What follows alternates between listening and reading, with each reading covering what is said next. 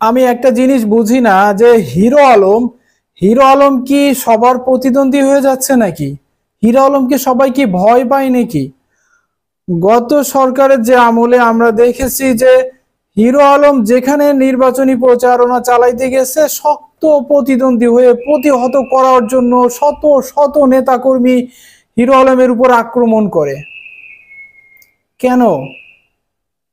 কিছুদিন আগে আমাদের এই দেশটা স্বাধীন হয়েছে দ্বিতীয়বারের মতো বৈষম্য বিরোধী আন্দোলনের মাধ্যমে।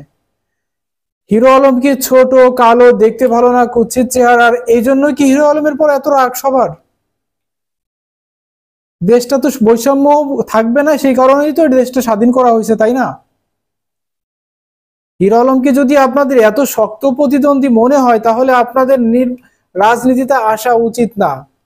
আমি দেখলাম একটা ভিডিওতে চ্যাং দোলা করে মারা হচ্ছে হিরো আলমকে, কানে ধরে উঠবস করাচ্ছে। কি অপরাধ করছে সে? কি অপরাধ করছে হিরো আলম? একটা মানুষ দৈহিকভাবে ছোট, চেহারা কালো, এই জন্য কি তার অপরাধ? এটাই কি তার অপরাধ? সৃষ্টিকর্তা একটা মানুষকে যেভাবেই পাঠাক না কেন তার নিজের যোগ্যতা বলে সে আজকে এই পর্যায়ে চলে গেছে। দেখুন, এই যে ঢাকাতে সে নির্বাচন করছিল, যেখানেই যেখানে নির্বাচন করুক না কেন ভোট চুরি করে কিন্তু তারপর নির্বাচিত হওয়া লাগছে হিরো আলমের বিরুদ্ধে। হিরো আলমকে যদি এতই ভয় পেতে হয় তাহলে তো আমি মনে করি যে তাদের রাজনীতিতে আসা উচিত না। আর আমাদের এই বাংলাদেশে তথাকথিত কিছু দল ক্ষমতায় আসে, যে বিগত বছরগুলোতে আমরা দেখছি কয়েকটা দলই ক্ষমতায় আসছে, বাংলাদেশের মানুষ এই সমস্ত আর চায় না।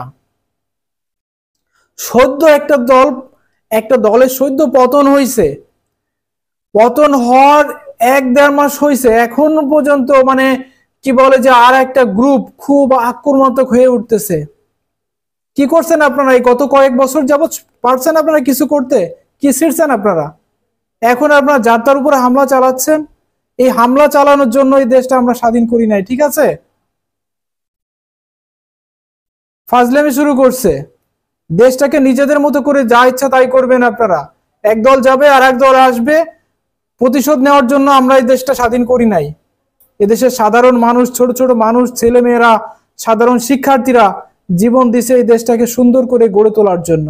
আপনাদের এই মারামারি, ধরাধরি, লড়ালড়ি এই করার জন্য, খুন খারাপি করার জন্য এই দেশটা স্বাধীন করা হয় নাই। হিরো আলমের মতো হাজার হাজার মানুষ যে যার যোগ্যতা বলে যেখানে ইচ্ছা সেখানে যাবে, তার যোগ্যতা বলে কাউকে আঘাত করা যাবে না। এই সমস্ত এই সমস্ত মানুষদেরকে আসলে আমার মনে হয় কি জানেন, আমার মনে হয় যে এই যে যে ছাত্ররা যে যুদ্ধ ঘোষণা করছিল কিছুদিন আগে, আমার মনে হয় সে একটা পূর্বাভাস আবারও আসতেছে আমাদের দেশে, হয়তো বা ওই ধরনের অভ্যুত্থান আবারও ঘটাতে হবে। কারণ আরেকটা গ্রুপ খুব মাথা ঝাড়া দিয়ে উঠতেছে, তারা মানুষকে অত্যাচার করা শুরু করছে অলরেডি। বিভিন্ন জায়গা থেকে তারা মানে দল গঠন করে কাকে কি করবে, হামলা করবে, কোথায় কি প্রতিশোধ নিবে সেগুলো শুরু করছে।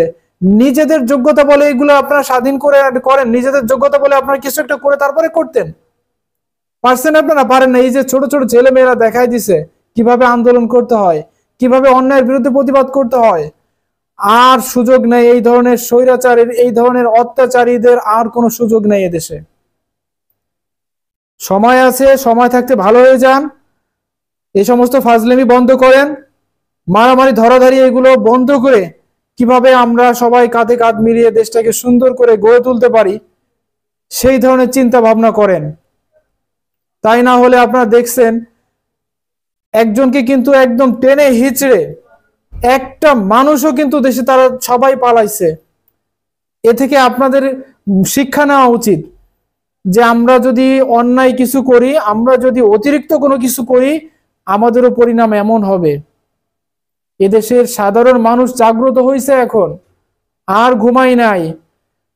কিছু কিছু রাজনীতিবিদরা, অসাধু রাজনীতিবিদরা এদেশের সাধারণ মানুষকে ঘুম পড়ায় রাখছিল, ঘুম ভেঙে গেছে মানুষের। এখন সাধারণ মানুষ এখন জেগে গেছে, অর্থাৎ আপনাদের এই কালো নকশা আর এদেশে বাস্তবায়ন করা সম্ভব হবে না। সুতরাং এখনো সময় আছে এই সমস্ত প্রতিশোধ, হত্যা, মারামারি, ধরাধরি এইগুলো সব বন্ধ করে ভালো হয়ে যান। দেশটাকে আমরা অনেক ভালো করে সাজাই তুলি, যেন আমরা সারা পৃথিবীর আমরা যেন আর কারো পা চাটতে না যাই। পা চাটাচাটি গোলামি করার অভ্যাস আমাদের অনেক আগে থেকে হয়ে আসতেছে। আমরা এই গোলামি এবং এই পা চাটাচাটি আমাদের বন্ধ হয়ে গেছে। তো যাই হোক, আমি সবশেষ আরেকটা কথা বলবো, আমরা সবাই একত্রিত হয়ে আমাদের দেশটাকে গড়ে তুলবো।